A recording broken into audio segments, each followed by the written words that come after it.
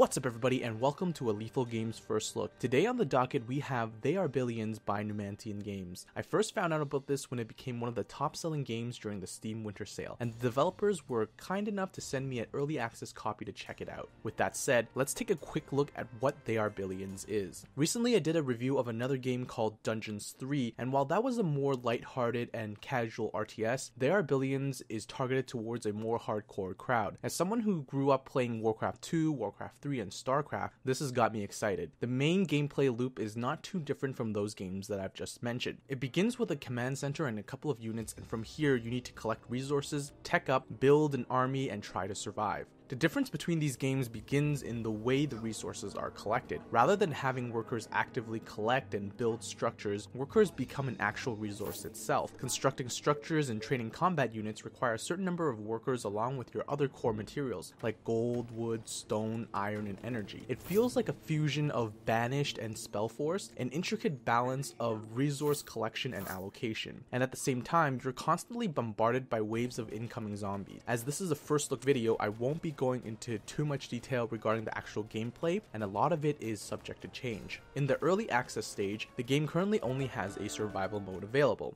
And as the name suggests, the goal of this mode is to simply survive. You're able to adjust the difficulty by changing the survival length and the number of zombies that are already pre-existing. There's also a couple of different maps available, which are unlocked as you progress through the higher difficulty settings. I've clocked in a couple dozen hours in survival mode, and I've got to say that I'm still not bored of it yet. Part of the reason is that yes, you can select different maps, but the actual maps themselves are somewhat randomly generated, so playthroughs of the same map can be drastically different. Sometimes you get more of one resource and less of another, or maybe you get a map with a few easy choke points to wall off. Either way, it adds more variety to the playthroughs. The game is easy to pick up, keeps you on your toes, and can actually get pretty challenging. There's also a campaign story mode in the works with a targeted finish date of somewhere between spring and summer of this year. That should serve as a good method to learn and get into the game. Unfortunately, as of right now, there isn't any word on a PvP or multiplayer mode, and I think co-op would be really interesting in this game. Having a mode where players can build their own colonies on the same map and maybe share and trade resources, help each other defend, sounds really fun with a friend or two. With that said, they are working on some sort of weekly leaderboard challenge mode featuring new maps each week, which could serve to keep the game fresh. All in all, this is a surprisingly good RTS that came out of nowhere for me. Although it's still pretty early on in the development phase, it nails all the fundamentals of gameplay for me and makes it really fun.